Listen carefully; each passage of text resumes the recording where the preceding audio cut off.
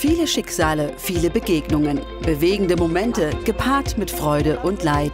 Als Reporterin gehen einem manche Geschichten nicht mehr aus dem Sinn. Daher mache ich mich auf den Weg und besuche einige von den Menschen, denen wir helfen konnten, weil sie Sorgen und Ärger mit Behörden oder Ämtern hatten. Von ihnen will ich wissen, was ist passiert seit unserem letzten Besuch und wie geht es ihnen heute. Auf meinen jetzigen Besuch freue ich mich schon sehr. 2019 habe ich Katja Hansen das letzte Mal besucht. Und ich muss sagen, ein Schicksal, was mir immer mal wieder im Kopf rumgeisterte. Denn damals hat sich die junge Frau gerade mitten in einer alternativen Krebstherapie befunden, um gegen einen Hirntumor anzukämpfen, der sie völlig aus der Bahn geworfen hat. Doch wie geht es ihr heute und was hat sie in der Zwischenzeit erlebt? Ich kann so viel verraten, es gibt wirklich, wirklich tolle Nachrichten.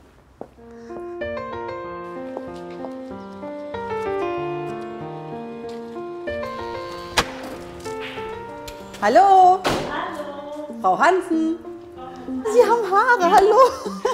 Gut, ne? Gut sehen Sie aus, toll! Ja. Drehen Sie sich mal um, wenn Sie mögen. Oh, Dankeschön, klasse! Wow, einen wirklich guten Eindruck macht sie auf mich. Vor 1,5 Jahren musste man sich leider Sorgen um sie machen. Katja Hansen aus Rothenburg zeigt mir Fotos aus besseren Zeiten. Damals eine Frau, die mit Familie und Job fest im Leben steht. 2016 ist sie schwanger mit ihrem zweiten Kind. Eigentlich sollte das die schönste Zeit ihres Lebens sein. Doch dann kommt völlig überraschend der Krebs. Das hat im 8. Monat hat das angefangen, die Symptome, halt, dass ich schlechter gesehen habe. Und dann kam halt die Übelkeit dazu und Erbrechen und Gleichgewichtsstörungen und alles. Die Ärzte stellen einen 5 cm großen inoperablen Hirntumor fest und beginnen sofort mit Chemo- und Strahlentherapie. Ich habe viel erbrochen und halt auch Kopfschmerzen, war sehr müde und ja, musste mich halt oft hinlegen. Sie sucht verzweifelt nach verträglicheren Therapien. Die findet sie schließlich in einer Privatklinik in Hamburg. Hier erhält sie stationär 2 Monate lang neben einer Bestrahlungstherapie auch eine Hyperthermie, eine spezielle Wärmebehandlung am Kopf, die sie auch heute noch zu Hause macht.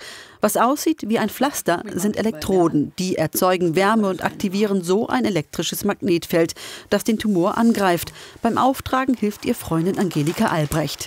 Und das sind diese Elektroden? Das sind die Elektroden. Da ist so Gel drauf, ne? Und die bekommt man aber jedes Mal neu, also die sind austauschbar. Genau, alle 2 Tage. Die Wärme kommt hier durch und dann werden die halt alle erwärmt und dann spüre ich das halt am Kopf und dadurch schrumpft dann der Tumor. Mit Erfolg. Der Tumor schrumpft von 5 cm auf 7 mm. Die Hoffnung auf Heilung wächst. Frau Albrecht, wie haben Sie denn die Katja so erlebt? Früher ganz verschüchtert. Der hat nicht gelacht, hat viel geweint. Und dann wurde sie immer mit der Zeit fröhlicher.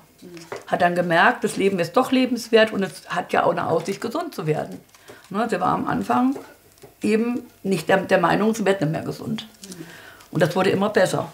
Die Kosten für die heutige Behandlung werden mittlerweile durch eine medizinische Studie eines Pharmaherstellers übernommen. Doch die stationäre Behandlung in der Hamburger Klinik war kostspielig, 10.000 €. Und da die Hyperthermie kein anerkanntes Verfahren der Krebsbehandlung ist, muss sie die Therapie aus eigener Tasche zahlen. Die 27-Jährige lebt von einer Rente, arbeiten kann sie nicht, das Geld fehlt. War schon Schock, ne? Ja, woher kriege ich das jetzt? Sie bittet ihre Krankenkasse, die AOK, um Hilfe, mehrfach ohne Erfolg. Sie haben jetzt gesagt, dass ich halt zu viel auf einmal gemacht habe und da könnte man ja nicht erkennen, was jetzt halt geholfen hat. Was meinen Sie mit zu viel auf einmal? Ja, ich habe ja in Hamburg die Hyperthermie gemacht, eine Immuntherapie, Chemo- und Strahlentherapie und das Methadon genommen. Ach so, und dann ist deren Argument, Ja. man könnte jetzt nicht mehr differenzieren oder aufsplitten, woran diese Besserung gelegen haben könnte. Richtig, aber gerade dieses Gesamtpaket hilft ja am besten. Auf die Wärmetherapie setzt sie alle Hoffnung. Da die Krankenkasse nicht zahlt, muss sie sich Geld leihen. Ihr Vater will sie unterstützen und gibt ihr alles, was er gespart hat, aber es reicht nicht. Eine Freundin hilft ihr, den Rest aufzubringen. Doch die Schulden belasten Katja Hansen sehr. Schließlich war das alles, was ihr Vater und ihre Freundin hatten. Daher bittet sie uns um Hilfe, in der Hoffnung, dass die AOK doch noch zahlt. Wir nehmen Kontakt mit der AOK auf, erläutern den Fall und die Erfolge, die Katja Hansen schon vorweisen kann. Die AOK stellt daraufhin eine Ausnahmeregelung in Aussicht, wenn eine Besserung des Krankheitsverlaufs erwiesen ist. Ein Gutachten des Spezialisten aus Hamburg könnte dabei helfen. 2 Monate später, die MRT-Bilder von Katja Hansen sind ausgewertet und das Schreiben des Arztes trifft ein. Im Vergleich mit den Voraufnahmen vom 5.12.2017 hat sich der rechtsseitige Hirntumor schon bis Mai 2018 deutlich verkleinert. Eine weitere Befundbesserung ist dann zwischen Mai und September 2018 eingetreten. Wir telefonieren nochmals mit dem Arzt, um uns das Ergebnis bestätigen zu lassen. Anschließend schicken wir die Auswertung an die AOK mit der Bitte um erneute Prüfung. Es vergehen wieder 2 Monate. Endlich kommt die Antwort. Und mit der ist Katja Hansen überglücklich. Oh Mann, das ist sie ganz gut. Alles gut, einfach weitermachen. Über 9.000 € werden von der Krankenkasse übernommen. Das Geld ist auch schon überwiesen. Die Schulden bei Vater und Freundin beglichen. Wie geht's Ihnen jetzt damit? Sehr gut, also ich bin jetzt, wie sagt man, es fällt eine Last von einem. Ne? Ich bin jetzt zufrieden damit, und weil ich das ja immer gerne zurückzahlen wollte und aber nicht konnte. Naja, ist ja jetzt auch, kann ja jetzt nicht arbeiten durch die Krankheit und kriege halt jetzt die Rente, und das ist halt auch nicht sehr viel. Ich komme gerade so um die Runden, und nee, war schon sehr wichtig. Katja Hansen ist überglücklich, die Hyperthermie in Hamburg kennengelernt zu haben und darüber, dass sie die Methode nun in einem Testprogramm kostenfrei weiterführen kann, in der Hoffnung, dass vom Tumor bald nichts mehr bleibt. 2 Jahre lang hat sie durchgängig und konsequent die Wärmehaube getragen. Heute steht Katja Hansen tatsächlich geheilt vor mir. Seit Januar 2020 ist der Hirntumor Vergangenheit. Wie geht's Ihnen heute? Ach, mir geht's super. Mein Gehirntumor ist weg. Wow. Seit Anfang Januar. Ja, ist sehr schön. Was haben denn die Ärzte gesagt? Also ich meine, der Tumor, der ist wirklich verschwunden. Der ist verschwunden. Wahnsinn. Ja. Und wir wollen ja hoffen, dass er nicht wiederkommt. Die waren auch begeistert, auch gerade mit der letzten Therapie, mit dieser Optune-Therapie. Viele Ärzte kennen das auch noch gar nicht. Und dann erkläre ich denen das, und dann sind die auch so begeistert davon. Und ich empfehle das auch jedem. Ist das nicht ein bisschen vielleicht auch wie so zweiter Geburtstag? Also haben Sie Ja. ein großes Fest gefeiert, als die Nachricht kam? Sie wollten richtig auf den Putz hauen eigentlich. Ja, einfach ordentlich essen gehen, sich freuen, mit seinen Lieben sich hinsetzen, ne, sich unterhalten, anstoßen. Ne. Da kam das liebe Corona um die Ecke. Ja, aber werde ich es nachholen. Dafür machen wir uns heute einen schönen Tag und schlendern durch Rothenburg. Sie berichtet, dass sie von ihrem Mann getrennt lebt und die Kinder einige Tage bei ihm verbringen. Mir fällt auf, so ganz sicher auf den Beinen ist die 29-Jährige nicht. Vor kurzem hatte ich Verdacht auf Schlaganfall, hat sich aber nicht bestätigt. Und jetzt gehen wir halt davon aus, dass ich epileptische Anfälle habe. Ja, auf jeden Fall war ich ja dann im Krankenhaus und habe jetzt Tabletten dagegen. Jetzt habe ich auch seit einer Woche Ruhe davor bisher. Und, aber die Nebenwirkungen der Tabletten sind so stark, und seitdem schwanke ich auch so extrem. Aber das kann noch ein paar Wochen dauern, dann legt sich das wieder. Aber mal ganz ehrlich gesagt, trauen Sie sich denn derzeit überhaupt auf die Straße, wenn man auch so unsicher ist auf den Beinen? Da hat man vielleicht auch Angst, dass was passiert, oder? Ja, eher nicht. Ne? Also ich bleibe jetzt auch diese ersten Wochen zu Hause. Außer ich bin in Bekleidung, ne? Dann gehe ich schon mal raus, weil ein bisschen frische Luft tut ja ganz gut. Und diese Begleitung bin heute ich. Der erste Stopp, der Obst- und Gemüseladen um die Ecke. Hier gehe ich gerne einkaufen. Ja, mal was Frisches, gell? Denn seit der Krankheit will sie viel bewusster die Balance zwischen einem gesünderen Lebenswandel und neu gewonnener Lebenslust halten. Dazu gehört auch immer viel Lachen und aufgeschlossen sein. Ich verstehe beide Sprachen auch. Mahaba is me Katja. Geva Halik Wow, super. and Abia hier. Sehr gut. Und da wir heute unser Wiedersehen feiern, darf es auch mal was Süßes sein. Dann aber so richtig. Hallo. Schoko ist gut. Nur mit Schoko und Karamellcreme? Dann nehme ich den mit Karamell. Sehr gern. Danke. Also das hat für mich die Bedeutung, das zu genießen. Man lebt eben nur einmal, und wenn man das durchgemacht hat, was ich durchgemacht habe, dann lernt man das erst kennen, die Bedeutung. Ihr Optimismus hat mich schon damals beeindruckt. Woher nimmt diese junge Frau die Zuversicht? Gerade wenn es immer mal wieder Rückschläge gibt, wie zum Beispiel mit den epileptischen Anfällen. Machen Sie sich eigentlich manchmal auch Sorgen, also Sorgen vielleicht auch hinsichtlich, ob die Krankheit vielleicht doch irgendwann wiederkommt? Ja, manchmal habe ich die Gedanken, aber die verdränge ich auch gleich wieder, weil ich bin eigentlich ein sehr positiver Mensch. Ich will gar nicht irgendwie an was Schlechtes denken und ich genieße einfach, ne? Im nächsten Jahr feiert sie ihren runden Geburtstag und damit auch ihr zweites Leben. Das sind die kleinen Dinge, die das Leben schön machen. Oh, das ist schön. Ja. Viele schimpfen ja immer, ne, und sagen, wieder ein Jahr älter. Und für mich ist das aber was Schönes, ne? Ich kann noch ein Jahr weiter leben. Nach wie vor gilt sie als arbeitsunfähig. Aber ihr nächstes großes Ziel ist es, zurück in den alten Job als Pflegerin zu können. Für die Zwischenzeit steckt sie sich kleinere Ziele. Die habe ich immer Ich will versuchen, wieder die Alte zu werden. Ich will wieder abnehmen, ne? Also meine Haare wachsen ja schon. Und nächstes Jahr würde ich schon gerne mal nach Rumänien oder Tunesien oder einfach am Wochenende mal weg oder so. Ich wünsche Ihnen alles, alles Gute. Ja. Und hätten wir jetzt nicht Corona, würde ich Sie tatsächlich auch einmal drücken, wenn ich dürfte. Aber ich tue es gedanklich. Bescheidenheit, Demut, Dankbarkeit. Das sind Begriffe, denen Katja Hansen, wie ich finde, ein Gesicht gibt.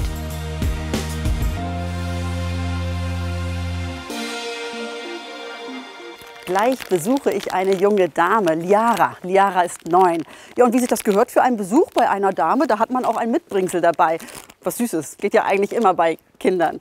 Sollte man meinen. Aber bei Liara ist das anders. Die darf eben nicht einfach alles essen, worauf sie Lust hat. Sie leidet an einer seltenen Stoffwechselkrankheit. Und genau das war auch der Grund, warum sie uns damals um Hilfe gebeten hat.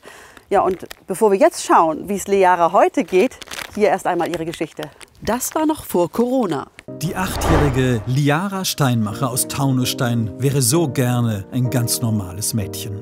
Doch sie hat chronisches Untergewicht, weil sie an einer wirklich seltenen Stoffwechselstörung leidet, die ihr das Leben und vor allem das Gehen schwer macht.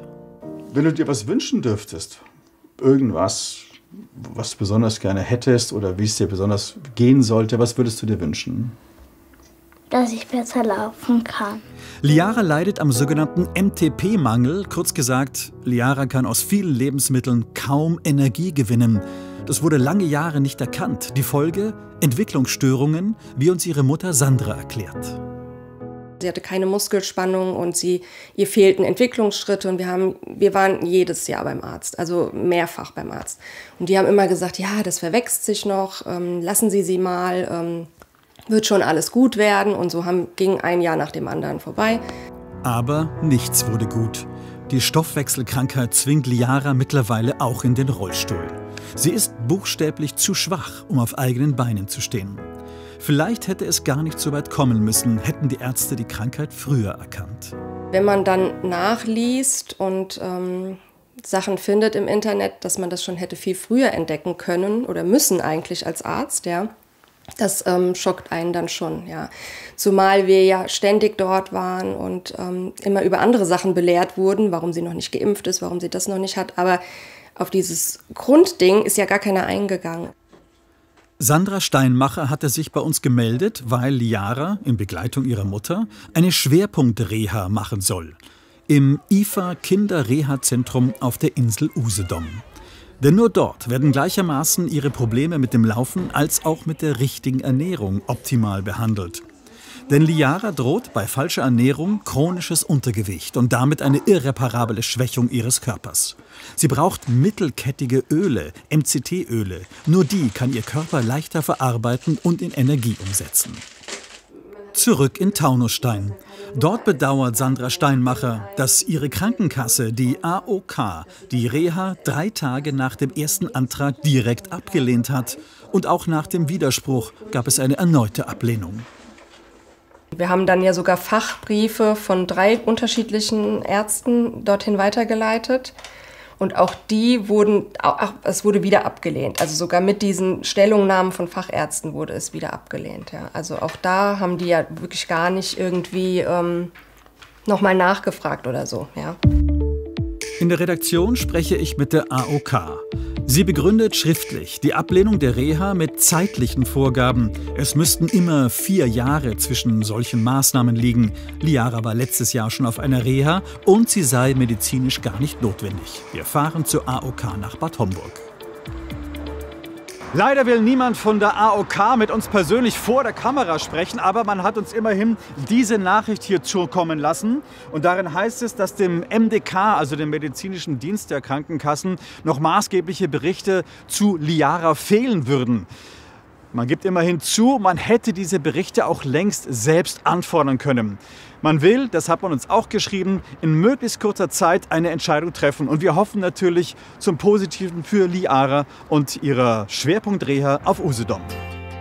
Schon wenige Tage später schickt die AOK einen Brief im besten Amtsdeutsch. Wir haben eine gute Nachricht für Sie. Die stationäre Rehabilitationsmaßnahme für Ihr Kind Liara ist genehmigt. Wir treffen Liara und ihre Mutter nochmal in Taunusstein.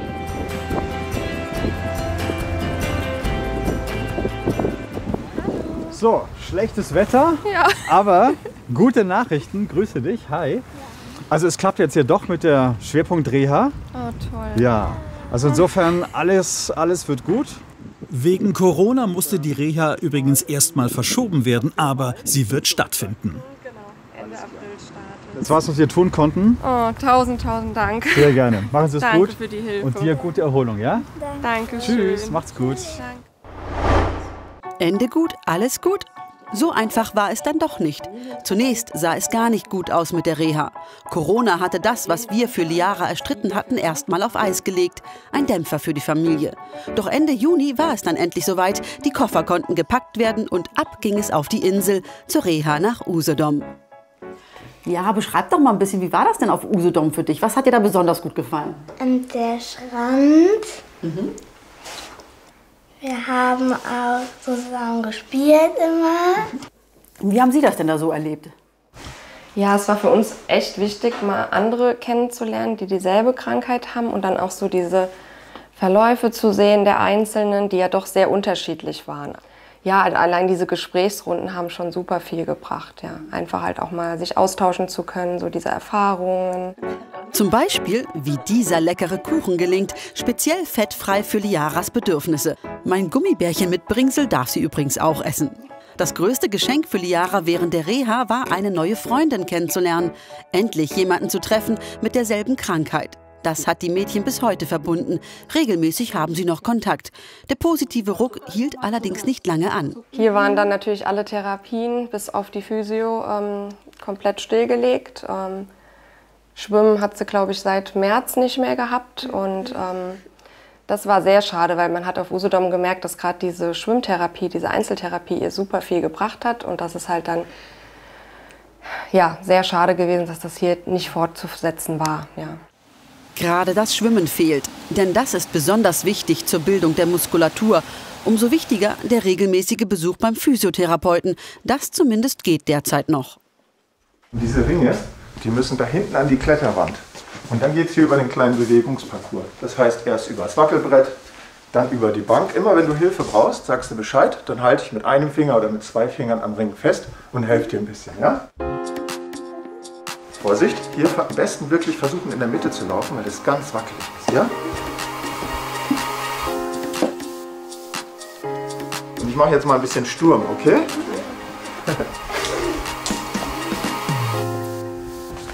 Jawohl, sehr gut. Wie ist denn eigentlich die Herausforderung, mit Liara jetzt zu arbeiten?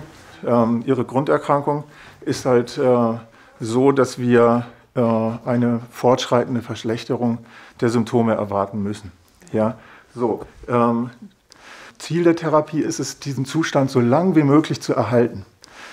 So lang wie möglich heißt eben auch, dass Liara nicht unter Protest zur Therapie gehen muss, sondern dass es ihr Spaß macht.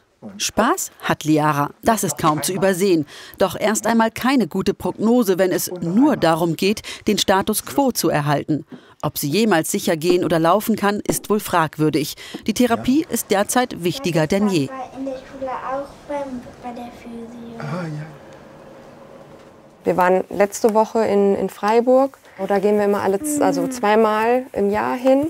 Halbjährlich, da wird so eine komplette Stoffwechselkontrolle gemacht. Die Nervenleit hat sich leider verschlechtert und umso wichtiger ist es ja jetzt, dass wir wirklich am Ball bleiben und das fortführen, dass sich das nicht noch weiter irgendwie verschlechtert. Damit es sich nicht verschlechtert, dabei hilft ihr auch Samira. Wer das ist, das erfahre ich jetzt. Samira hat 4 Beine, eine Mähne und großen Appetit auf einen Leckerbissen. Die Hand drunter, den kann ich nicht auf einmal essen, den muss ich ab.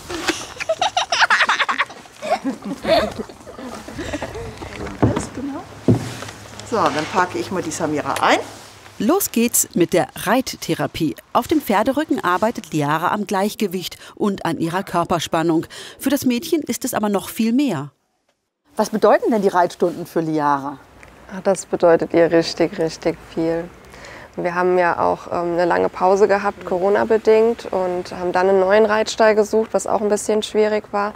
Und sind mega begeistert. Also es ist richtig schön, da blüht sie halt auch richtig auf. Das ist ihr auch sehr wichtig. Also ich glaube, das wäre die letzte Therapie, die sie abgeben würde. Ja.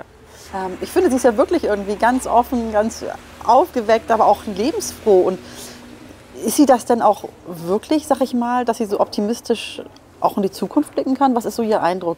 Also natürlich fängt das jetzt auch an, dass sie sehr oft sagt, warum kann ich nicht laufen, warum kann ich nicht so wie die anderen können. Und dann ist sie natürlich auch mitunter traurig. Ne? Sie hat natürlich schon schöne Sachen, die wir mit ihr machen oder versuchen dann halt auch die Therapie so zu machen, dass es für sie schön ist, dass sie jetzt nichts machen muss, was ihr keinen Spaß macht. Aber ich denke, das ist schon, und umso mehr das in die Pubertätsrichtung geht, umso schlimmer wird das wahrscheinlich, ja. Schon ist die Stunde rum und auch für mich wird es langsam Zeit zu gehen.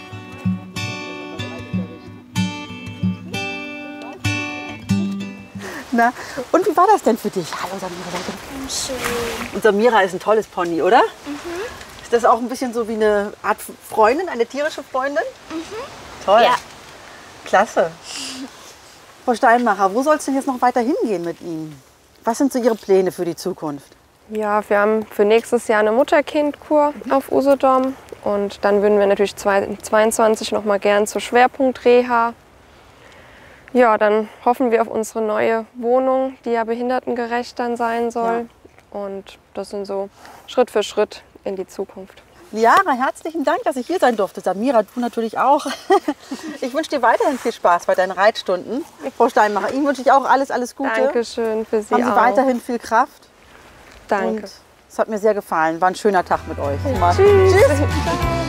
Viel hat sich entwickelt für Liara. Dass Corona nun so einiges total ausbremst, ist sicherlich ein kleiner Rückschlag. Doch ich glaube, sie haben jetzt genug Rüstzeug, um auch das zu meistern.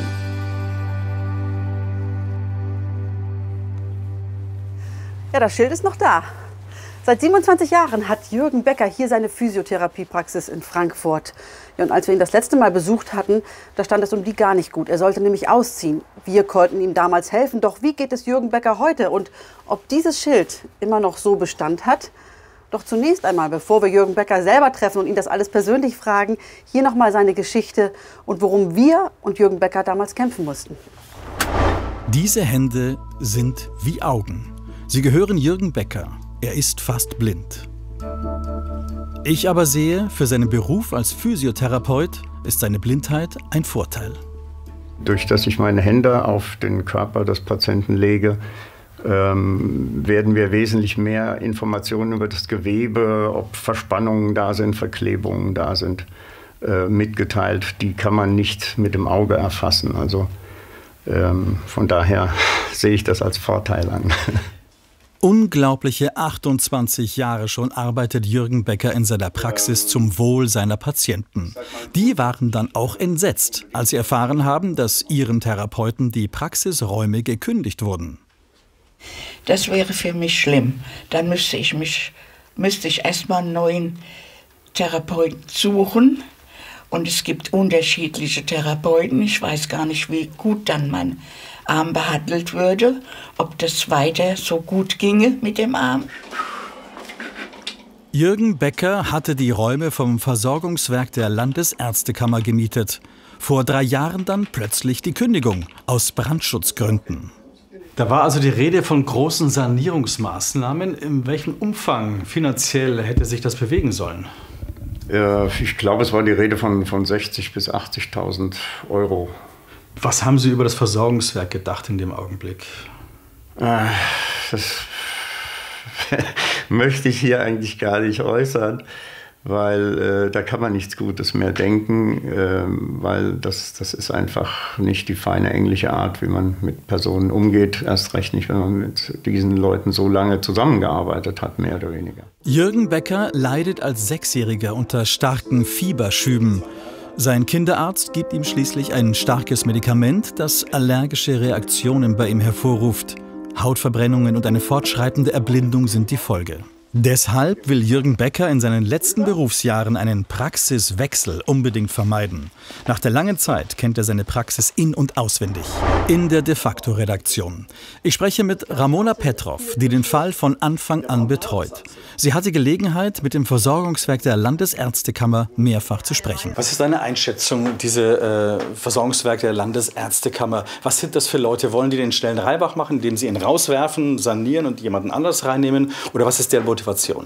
Nein, ich denke, dass sie einfach nur keine Schwierigkeiten haben und machen wollen. Deswegen haben sie ihm als einfachste Variante gekündigt, statt sich wirklich mit dem Fall zu befassen und dann vielleicht auch nach einer Lösung zu suchen, haben sie ihm gekündigt, damit das alles möglichst schnell über die Bühne geht. Herr Becker hatte also nicht nur uns, sondern auch einen Anwalt eingeschaltet. Von ihm will ich eine juristische Einschätzung des Falles. Er ist uns per Skype aus Aachen zugeschaltet. Was war denn Ihre rechtliche Einschätzung? Hatten Sie das Gefühl, die dürfen da kündigen? Oder ist es eher eine Kündigung, sagen wir mal, aus Panik gewesen? Naja, sie dürften kündigen. Das war ein betrieblicher Mietvertrag und einen solchen darf man dann auch entsprechend kündigen.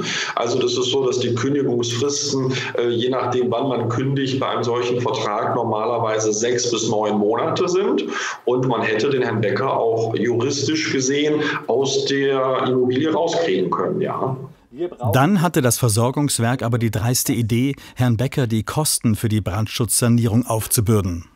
Seitens der Vermieterin wurde dann gesagt, wir müssen umbauen, hier werden wir viel investieren müssen und das wird Pi mal Daumen über 100.000 € kosten. Und dann wurde gesagt, wenn der Herr Becker bereit ist, diesen Betrag aufzubringen und mit monatlichen Mietzahlungen zu vergüten, wäre das doch alles kein Problem. Was natürlich utopisch war, solche Beträge auszugeben. Die Situation schien also komplett verfahren. Wir von De-facto haben in den letzten 3 Jahren aber nie locker gelassen. Zahllose Anrufe beim Versorgungswerk der Landesärztekammer und vor allem bei der Bauaufsicht Frankfurt sorgten dafür, dass Jürgen Becker erstmal in seiner Praxis bleiben durfte, bis heute. Gibt es eine Möglichkeit, beispielsweise, wenn man mit dem Bauamt zusammenarbeitet, dass man dann eine Lösung findet, vielleicht, die nicht ganz so teuer ist wie die eigentlich ursprünglich vorgesehene? Ja, ich denke auf jeden Fall. Also wir sind jetzt ja auch mit dem Bauamt in Kontakt und das Bauamt hat schon Bereitschaft signalisiert. Auch im Sinne von kleineren Brandschutzmaßnahmen, jetzt nicht also die komplette Sanierung, sondern es geht auch mit kleineren Sofortmaßnahmen, so nennt das Bauamt. Das würde theoretisch gehen. Und ja, jetzt müssen alle Seiten zustimmen und das ist bei so vielen Parteien einfach nicht ganz einfach. Wir fahren deshalb zum Versorgungswerk der Landesärztekammer und wollen ein Interview. Das Versorgungswerk der Landesärztekammer Hessen wollte vor der Kamera nicht mit uns sprechen. Aber nach zahlreichen Gesprächen und Telefonaten und Korrespondenzen habe ich so das Gefühl, dass man die Herrschaft ein bisschen zum Jagen tragen muss. Da ist kein böser Wille, sondern einfach nur eine Verunsicherung bei der Frage, wie umgehen mit den Brandschutzauflagen.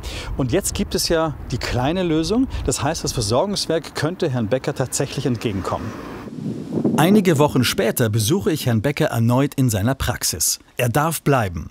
Die kleine Lösung beim Brandschutz hat sich durchgesetzt und heißt Fluchtwege durchs Fenster, dazu eine Holztreppe und eine Brandschutztür. Das sind jetzt diese Notausgangsschilder, die Sie anbringen müssen. Genau.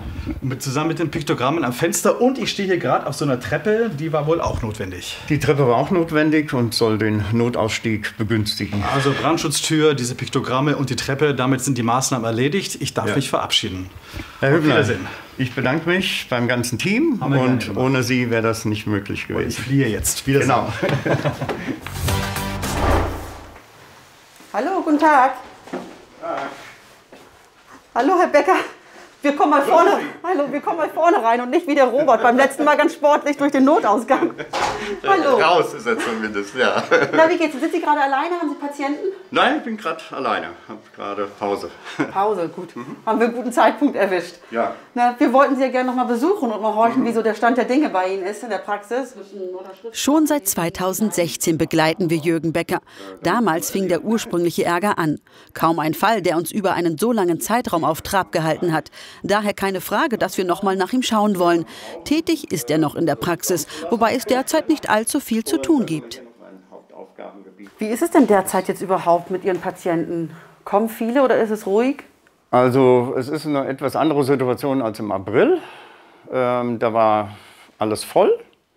Und dann haben aber die Ängste zugeschlagen, also nicht nur Corona, sondern die Angst davor. Und ja, dann hat sich das sehr stark reduziert, dann habe ich auch zugemacht. Und das wirkt sich immer aus. Ja. Also selbst wenn die kommen dürfen und wir ja systemrelevant sind, ist alles schön.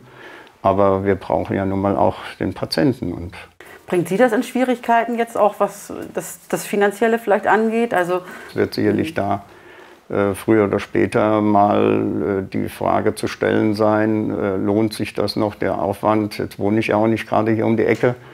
Und das ist schon ja, eine zusätzliche Herausforderung. Hängt natürlich immer davon ab, ob irgendwann mal gesagt wird, wie lange das noch dauert. Corona hat das Jahr auf den Kopf gestellt.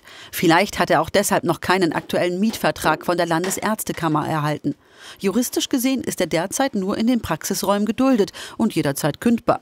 Dabei sollte gewährleistet sein, dass er mindestens bis 2024 in den Räumen bleiben kann. Bedingung waren die aktualisierten Brandschutzvorrichtungen. Die hatte er erfüllt. Doch der Mietvertrag, der an ihn rausging, war fehlerhaft. Ja, da gab es einen Versuch und der ist dann daran gescheitert, dass man irgendwie nicht auf die Reihe gekriegt hat, bis heute meine aktuelle Adresse da einzutragen. Und die Adresse, die eben drin stand, das ist meine uralte Privatadresse. Da lebe ich schon lange nicht mehr und die Praxis ist nun mal hier in der Wilhelm-Busch-Straße. Inhaltlich war der Vertrag ansonsten einwandfrei. Wegen der falschen Adresse konnte er ihn aber nicht unterschreiben. Die Überarbeitung lässt nun auf sich warten, seit Ende letzten Jahres schon. Doch Jürgen Becker bleibt diesmal optimistisch. Er glaubt nicht, dass nach unserem letzten Eingreifen noch mal gegen ihn vorgegangen wird. Er ist sich sicher, dass er die Jahre bis zur Rente ohne Ärger und Streit in seiner Praxis arbeiten kann. 2024 war ja mal so ein Datum, was im Raum stand, wo Sie sagen, ach Mensch, da ist vielleicht Zeit für die Rente. Wollen Sie das so beibehalten oder? Also von den Praxisräumlichkeiten hier jetzt muss ich es ja beibehalten, weil so war die Vereinbarung mit der Stadt ja auch ausgesprochen worden. Und was ich dann mache, ob ich da unbedingt so ganz mich verabschiede, weiß ich noch nicht. Weil ja, wenn man seinen Beruf liebt und sieht, dass man ja da erfolgreich ist, und dann mache ich vielleicht privat noch ein bisschen weiter. Ich drücke Jürgen Becker die Daumen, dass bald wieder mehr Patienten kommen und dass er zufrieden in den Ruhestand gehen kann und den auch genießt, so wie er ihn sich wünscht. Was tun Mütter nicht alles für ihre Töchter? Das ist ja so ein Spruch, der oft einfach so leicht dahingesagt ist. Doch als ich von der Geschichte von Marion Prosser und ihrer Tochter Silke erfahren habe, muss ich sagen, war ich schon berührt von dem Miteinander der beiden. Ich habe aber auch allergrößte Hochachtung vor dem, was Marion Prosser manchmal für Hürden nehmen muss. Denn ihre Tochter Silke ist Autistin und leidet an anderen Handicaps, die es oft nicht leicht machen. Zum einen für die beiden miteinander, aber auch, wenn es darum geht, sich vor Behörden oder Ämtern durchzusetzen. Marion Prosser steht dort oft vor großen Herausforderungen. Haben immer ganz hier Wolldecke an. Hier. Wie schön ist es für Marion Prosser, wenn sie ihre Tochter fröhlich sieht. Doch die meiste Zeit geht das nur im Video. Denn Tochter Silke lebt an der Nordsee in einer Einrichtung für Menschen mit Autismus, 500 Kilometer weit weg. Aus Königstein fährt die Mutter die 34-jährige Tochter besuchen, so oft es geht. Doch die gemeinsamen Wochenenden am Meer sind immer viel zu schnell vorbei. Dann quasi geht man oben spazieren, geht auch an dem Samstag, an dem Sonntag fährt zurück und dann kommt diese Traurigkeit. Ja? Das heißt also, bei ihr ist die Traurigkeit, bei mir ist sie. Dann fährt man wieder nach Hause und denkt, das kannst du auf Dauer nicht aushalten. Sie kann es nicht aushalten. Ich kann es als Mutter auch nicht aushalten. Und deswegen ist es auch ganz wichtig für mich, ich möchte gerne wieder die Wochenenden mit ihr verbringen. Früher gab es das. Da lebte Silke in der Nähe in hessischen Heimen. Sie kam immer mal wieder zu Besuch zur Mutter. Ihr Zimmer, die Spielsachen, alles ist noch da. Wieder einen Heimplatz in der Nähe finden, das ist heute Marion Prossers größter Wunsch. Seit der Kindheit braucht Silke Pflege in Heimen. Sie ist Autistin und hat verschiedene Handicaps. Das lief immer gut, bis vor 4 Jahren. Plötzlich ging es ihr sehr schlecht. Sie wurde aggressiv, musste aus ihrer Wohngruppe ausziehen. Monatelang pflegte die Mutter sie daheim, weil sie keinen neuen Platz für Silke in Hessen fand. Silke war ja 2014 bei mir zu Hause 4 Monate, weil wir keinen Heimplatz hatten. Und da habe ich bei bestimmt 50 Einrichtungen aufgehört zu zählen, wo ich angerufen habe, wo ich die Listen abgearbeitet habe von der Anthroposophen, von Autisten, von der Lebenshilfe und auch Bewerbungen, die ich geschrieben habe. Wir hatten, besser gesagt, ich hatte kein Glück und die einzige Frau, die mich dann angeschrieben hat, war diese Einrichtungsleiterin von der Nordsee. Während Silke bei ihr war, konnte Marion Prosser nicht arbeiten gehen. Es war auch finanziell eine schwierige Zeit. Denn als Selbstständige lebt sie von der Arbeit in ihrer kleinen Second-Hand-Boutique in Königstein. Als das Angebot mit dem Heimplatz an der Nordsee kam, war deshalb klar, sie musste zusagen, schon damit sie wieder ins Geschäft kann.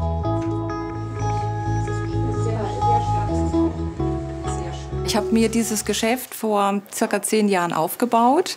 Ich liebe dieses Geschäft. Mein ganzes Herzblut ist dabei. Und natürlich kann ich dadurch, durch dieses Geschäft, auch wiederum für Silke eine gewisse Rücklage bilden. Bis heute lebt Silke an der Nordsee. In der Einrichtung hier wird sie gut betreut, aber sie braucht auch die Besuche ihrer Mutter. Weil aber das beste Pflegepersonal der Welt die Liebe einer Mutter nicht ersetzen kann, fährt Marion Prosser so oft sie kann an die Küste.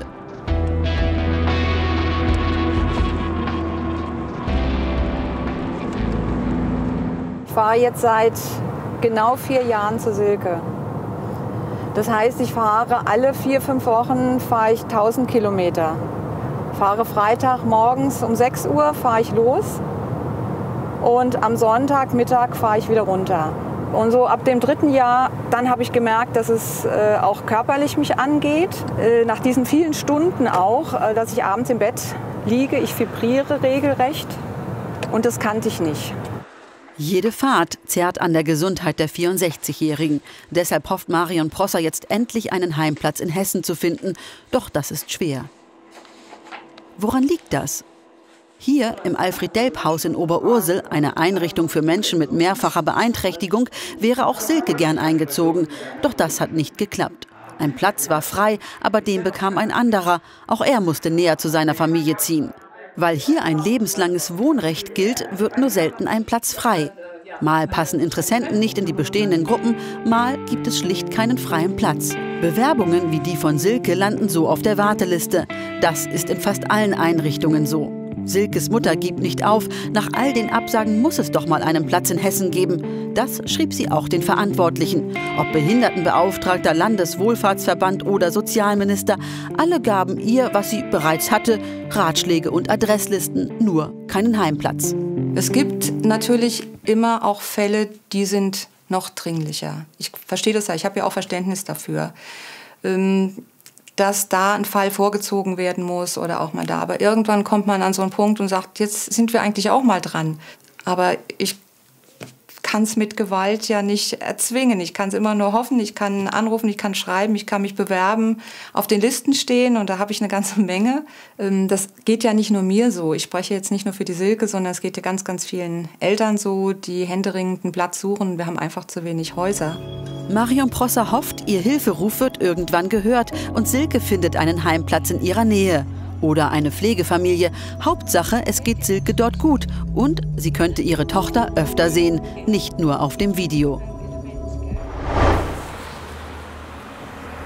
Ob sich in der Zwischenzeit etwas getan hat? Palim, Palim. Die Frau Prosser suche ich. Hallo, guten Morgen. Noch immer arbeitet Marion Prosser in ihrer kleinen Second-Hand-Boutique. Dort besuche ich sie heute und die erste Frage lautet gleich, wie geht Silke? Es geht ihr also jetzt sehr gut. Also wir hatten ja eine ziemliche Operation hinter uns und sie hatte ganz, ganz viele Gallensteine. Dementsprechend geht es ihr gesundheitlich jetzt besser. Ich bin gespannt und schon ungeduldig, denn gleich kommt wohl die größte Überraschung von allen. Aber man muss auch sagen, die Nordsee hat dir sehr gut getan. Ja? Hallo. Hallo Silke. Hallo Silke. Hallo, guck mal, Silke. Das ist die Frau Bär, die Hallo. Manon. Guten Tag. Na, es war ganz schön windig draußen, oder? Kennst du doch von der Nordsee. Nebelfisch. Das war nicht so einfach. Und das Beste?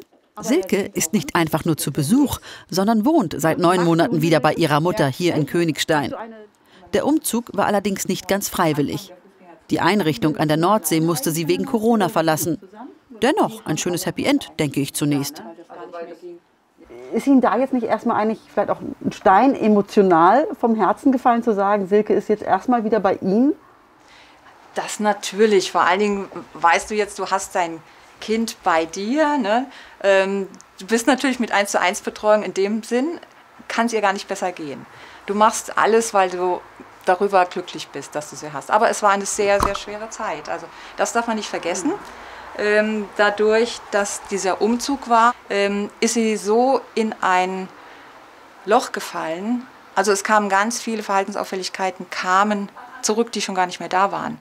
Als Autistin ist es wichtig für Silke, dass sie beständige Strukturen hat. Jeder Wechsel unterbricht das. Seitdem Silke da ist, steht Marion Prosser vor der Herausforderung, Selbstständigkeit und Betreuung unter einen Hut zu bringen. Seit Juli gibt es immerhin feste Betreuungszeiten von der Lebenshilfe und dem familienentlastenden Dienst. Alles andere muss sie privat regeln. Also ich habe manchmal morgens gedacht, ich schaffe das nicht mehr. Ich kann nicht mehr aufstehen, ich weiß nicht mehr, wie ich es machen soll. Ich kann mein Geschäft nicht mehr öffnen. Also so in der Lage zu sein, das hätte ich mir nie träumen lassen. Dass man im Endeffekt doch dann so hilflos dasteht. Ohne Hilfe anderer geht es nicht. So steht auch Ulrich Reinhardt zur Seite und betreut Silke. Unser Terminkalender für heute ist voll. Die Friseurin wartet schon. Das unterscheidet Silke kaum von anderen jungen Frauen. Wir wollen einfach schick aussehen. Silke ist bekannt im Ort. Hier ist sie zu Hause, fühlt sich wohl.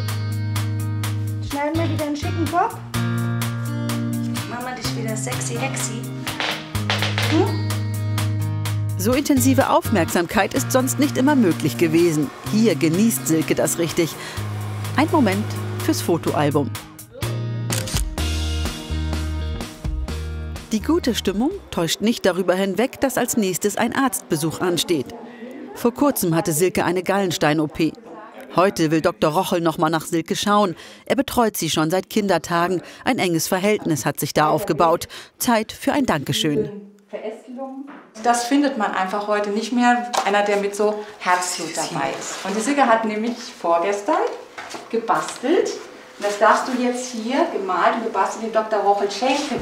Das hast du extra gemacht für ihn. Mal ein Geschenk. Ganz lieben Dank.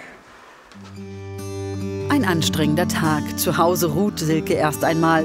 Marion Prosser weiß, dass es das Beste wäre, wenn Silke zukünftig wieder in einer Einrichtung mit Betreuung und Förderung lebt.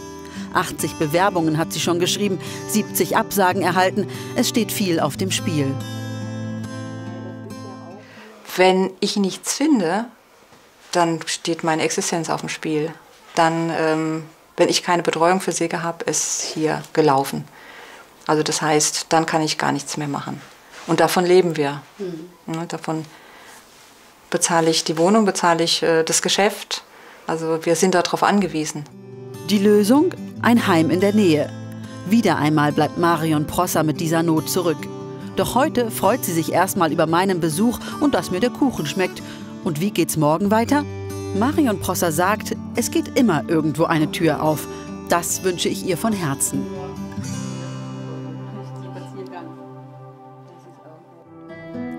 Ihre Geschichten haben sie sich nicht ausgesucht und sie müssen viele Hürden nehmen.